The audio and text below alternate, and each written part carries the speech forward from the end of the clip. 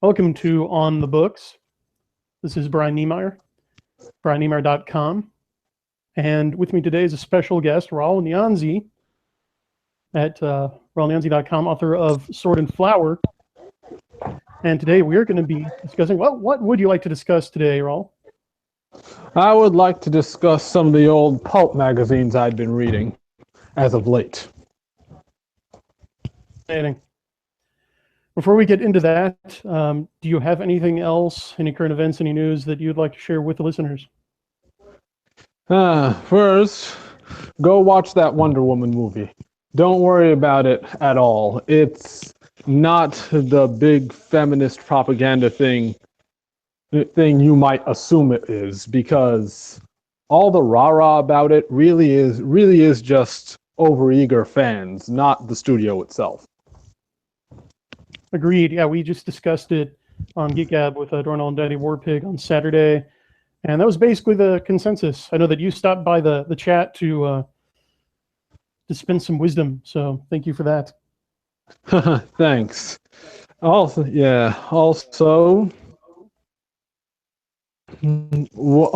have any of you listeners watched My Hero Academia yet? You should.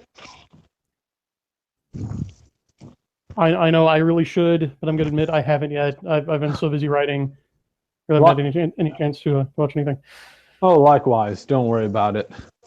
But those of you who don't have gigantic projects to be working on, go watch My Hero Academia. You can watch it free on Crunchyroll, so it won't even cost you any money. Well, thanks for the tip. Yeah, I'll have to catch up on that. So, yes. Getting into our main topic. So you have been going back and checking out pulp magazines. When I say old, do you mean like from the golden age? Are we talking more like stuff you would go back 100 years ago, or more like World War II era? Like what's the time frame? The 1930s mostly. All right, excellent. So, yeah, go ahead. No, continue. Oh, that's an excellent time period, and I'm sure P. Alexander and Jeffro would endorse that. So, can you give us a sampling of what you've read? Well, give me a minute here. Okay, am I still on? Yes, you are. Okay. Well, okay. Just give me a little minute here. Let me just look right fast. You see, I've read magazines like Thrilling Adventures. Also things like Action Stories. No, that's what they're called. Things like that. But also I found other things that weren't necessarily, about slam bang action, such as Spicy Stories. And these magazines really do come off as a little bit silly sometimes. Especially the Spicy Stories. I'd imagine. So I'm curious, where did you pick those up? There's this website. There's this website. Again, I'm just gonna pull up the name. It's called. Okay, let's see. Yeah, it's called the Pulp Fiction Magazine Archives. Luminist.org/archives/pu. But all right, well, tell you what. Would you be able to put that into our chat? Yeah, the actual, not the one on YouTube, but our actual chat window, and I will put it in the show notes after the show. Check it out. All right, then. Yeah, okay, let me see if I can pull up a chat window, because I'm doing this from my mobile device. Oh, okay. Yeah. I don't want to put you out. If it's easier, you can just email it to me later, and I can. I'll email it to you later. Yeah, but these stories that I have here, they're they have a certain tenor to them that's quite different from stuff you would see today. Interesting. What's one example of something that you'd see published in a pulp magazine in the 30s that you would never see today in Asimov's or stuff in fantasy? Oh, that's a pretty easy one. Fight for Freedom by there was one I read in particular called Fight for Freedom, and it was by let me see it. I want to be able to tell you where to find it. Sure. Yeah. There was one called. All right. This is just me being a little disorganized here, but I'm good. A lot of writers are. That's really fun. We're hanging out, man. Folks in the chat are talking about Zeta Gundam, which I fully endorse. I've seen the original Gundam and also Gundam Wing, but not Zeta. Oh, you need to see Zeta. Right, guys? Guys in the chat, back me up here. Yeah, but Gundam Wing will always come first for me. That's what I thought. Tell them that. That is what I thought until I saw Zeta. I was where you are now, and it changed my mind. Okay, but enough about Gundam Wing. Let's talk about that one story called Fight for Freedom.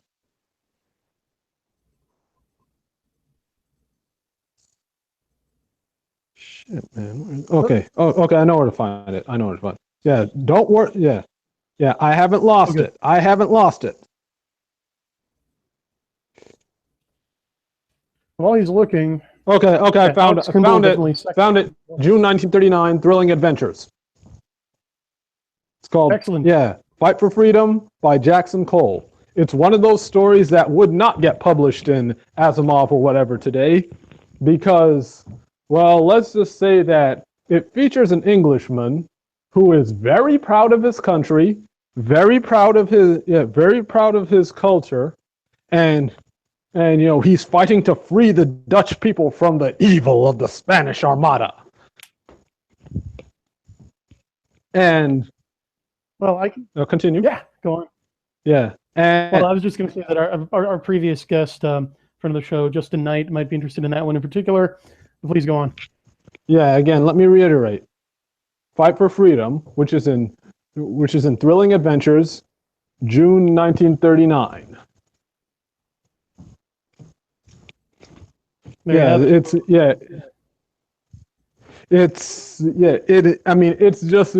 really is just like a good guy versus a bunch of bad guys, and he just beats the crap out of them. Outstanding. So there you go. But I noticed something. Very interesting too. Yeah. Now remember that publication date, 1939. Yes, they're fighting the Spanish Armada, but the main heavy is a German. I don't think that's an accident. Almost certainly not. In fact, I'm pretty sure it isn't. Now, however, would you say that lapses into message fic, or do you say it works and still entertaining, and why or why not? It ain't message fic at all. It's just a generic, fight against oppression type of story. All right. I don't think they had message fic back then, but anyway. Well, I mean, I'm pretty sure they did, but also but also one thing I noticed about a lot of these old stories, was that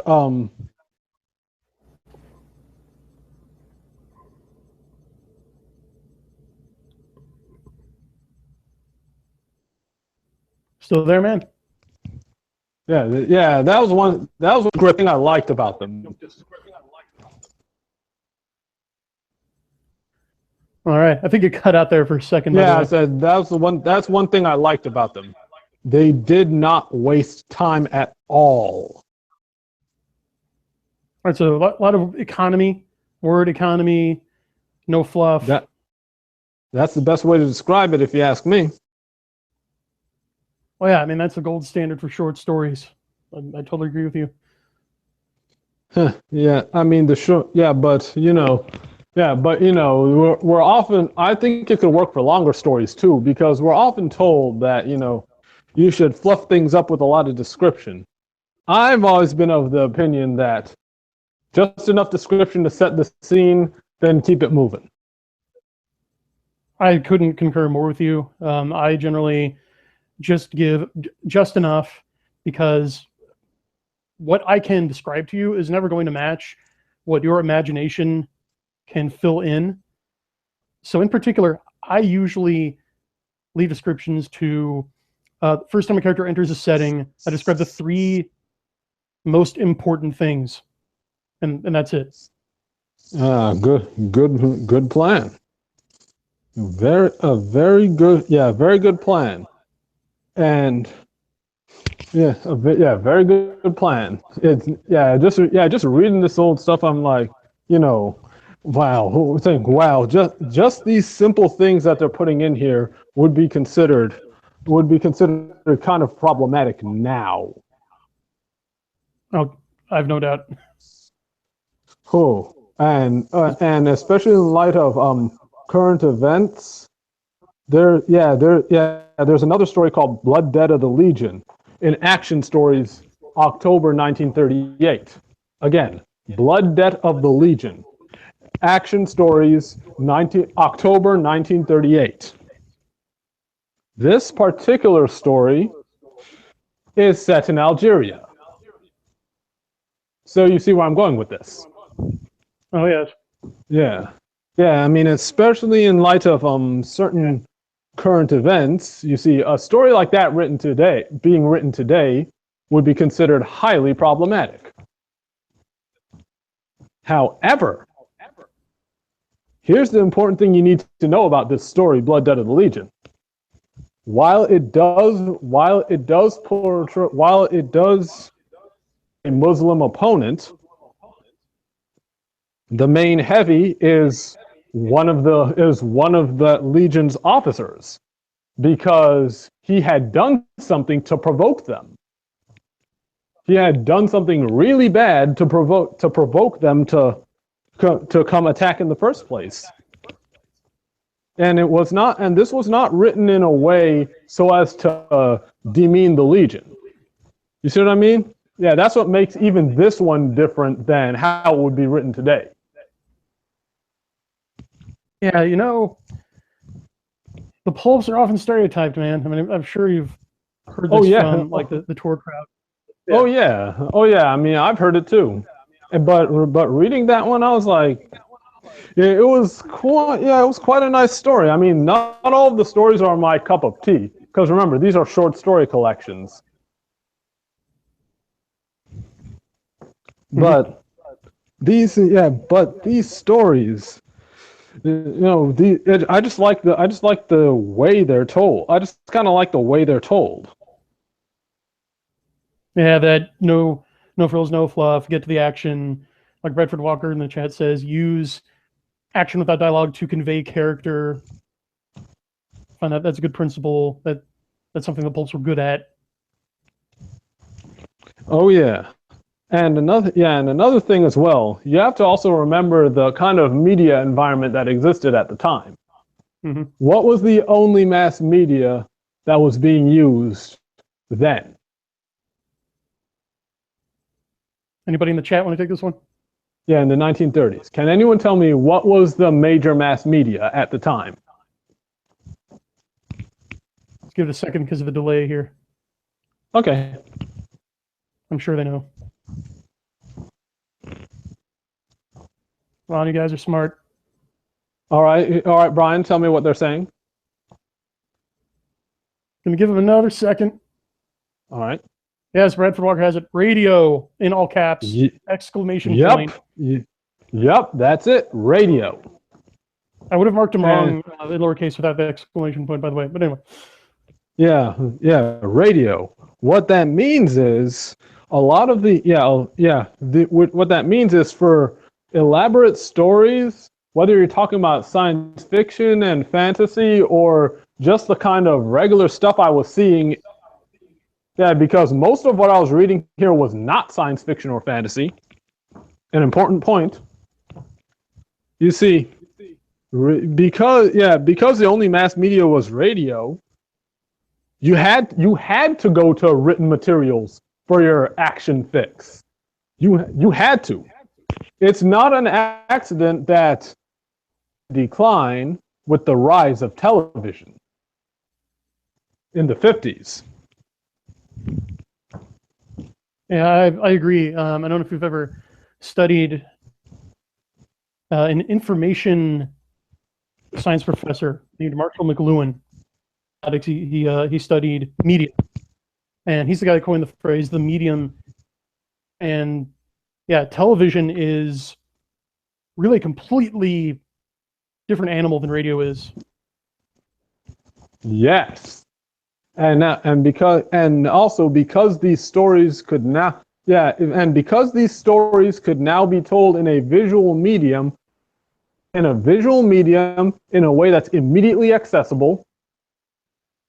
Well, these sort of, that you had to, for your fix, you had to go now to longer novels, because remember, TV then tended to be very repetitive, story-based stuff like we do now.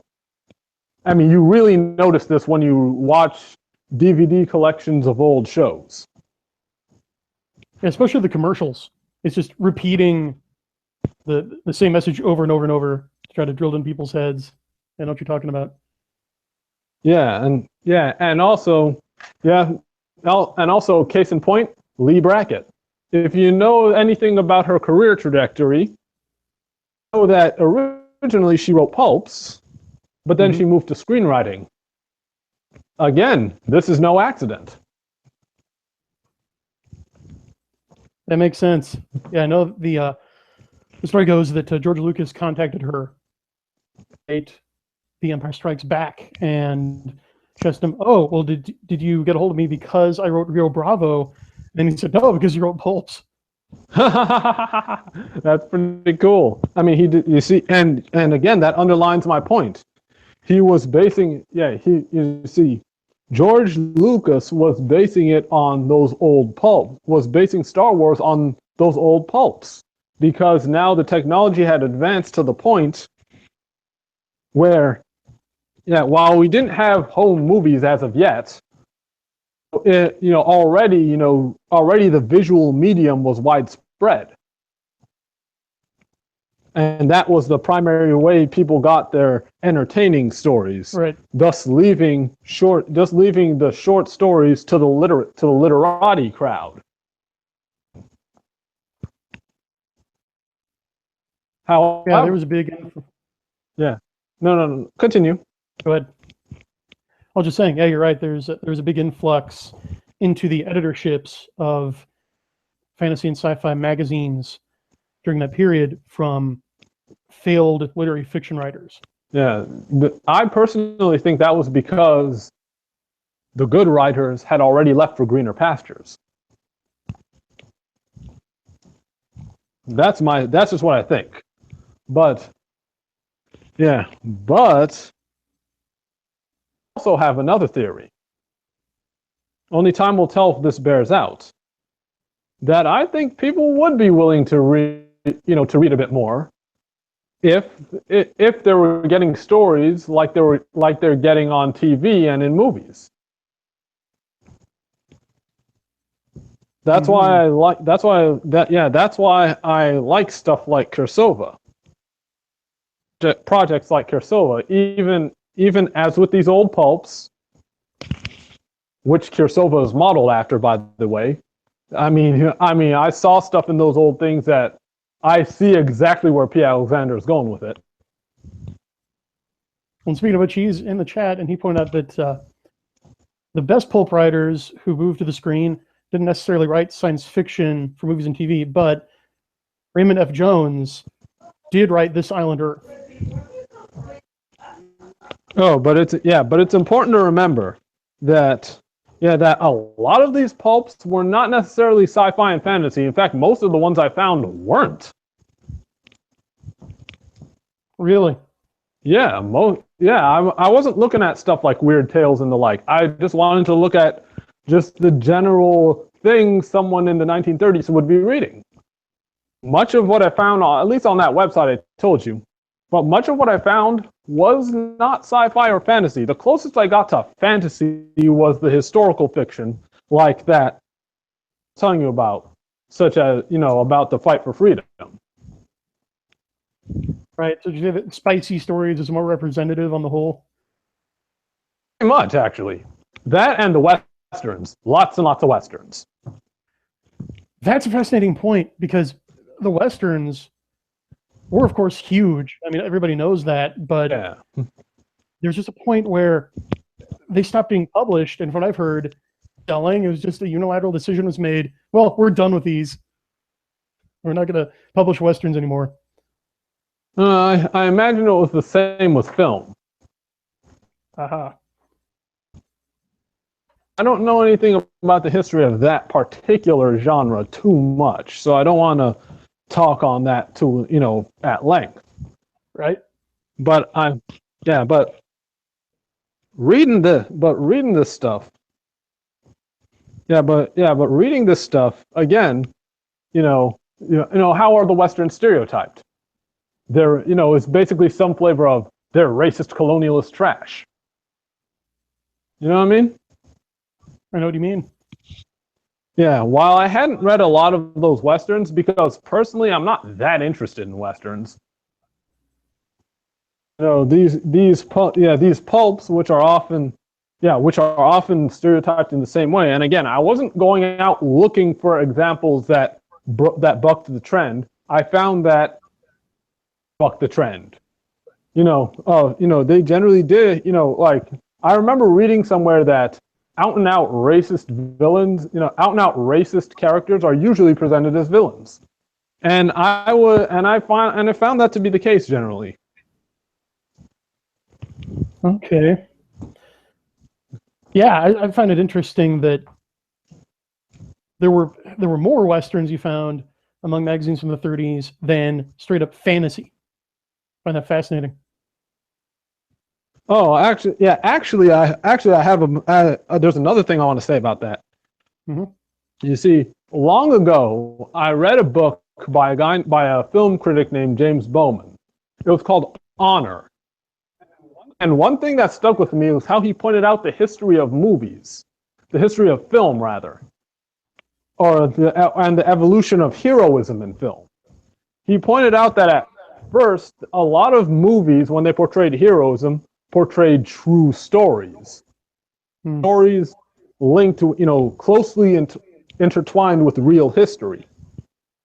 So, such as the Western. Right. Then next we moved on to anti-heroes, your Han Solos, your Cool Hand Lukes, that kind of thing. We moved on, your Dirty Harrys, we moved on to the anti-hero. Still grounded in reality, but now there's much more cynicism about authority.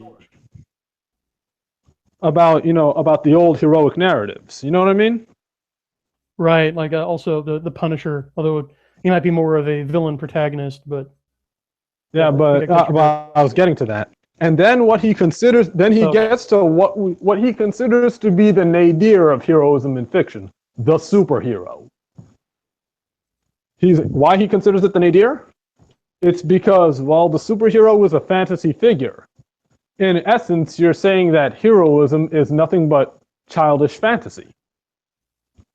Yeah, you can't tell stories about real heroes anymore. And when you try to, you're usually just talking about heroic victims. Do you think that has anything? It's that we're using fantasy heroes. He claims that we're using fantasy heroes because we're socially not allowed to talk about real heroes. After all, we've spent all of 40 years denigrating heroism. So do you think that has anything to do with the current glut of superhero movies at theaters nowadays? Actually, I don't necessarily share Bowman's perspective on it, but I do. But yes. But to a certain extent, yes. Mm-hmm. People have noted that the superhero genre seems to have replaced the Western, the go-to crowd pleaser genre. Mm-hmm. And And attempts to revive the Western, you've noticed. Apologies. It's okay. Yeah, I'll take that as anyway. Yeah, go ahead. Yeah. As I was saying, you see, attempts to. Right. Yeah, give me a minute, all right? Sure. While you're seeing to that does lead me to segue into guys like Peter Grant, writes for Castalia House, has written 2 highly successful and highly acclaimed Western books. Brings Lightning and Rocky Mountain Retribution, if I remember correctly. I have read Brings the Lightning. I have not yet read Rocky Mountain Retribution.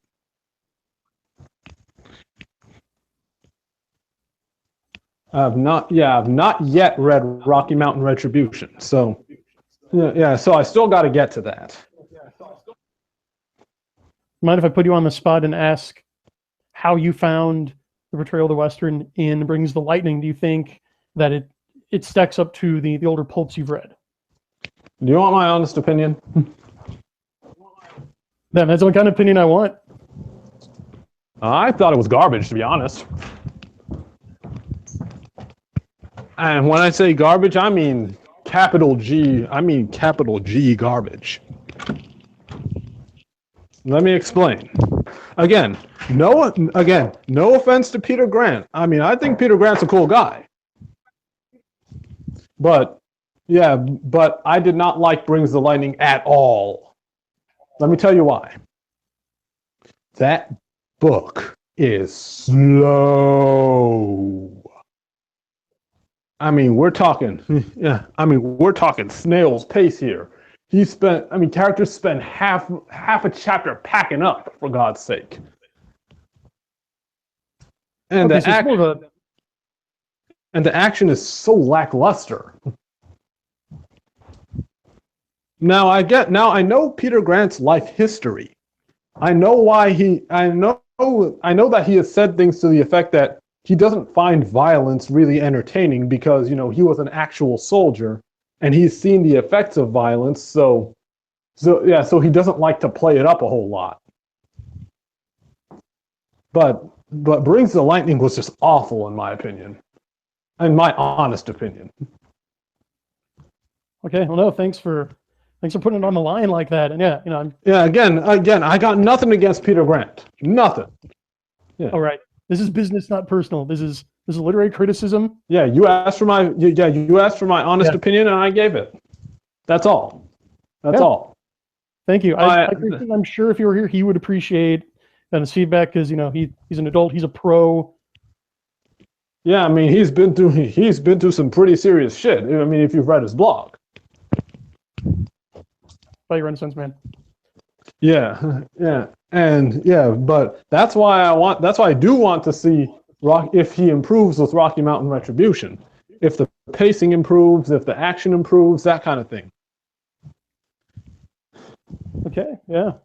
Sometimes it can take kind of a rocky, uneven first book to really get your footing, and the second one with all the exposition out of the way, you hit the ground running. So, I don't know if it was Anthony Marchetta or somebody who basically gave my book a big tongue lashing. So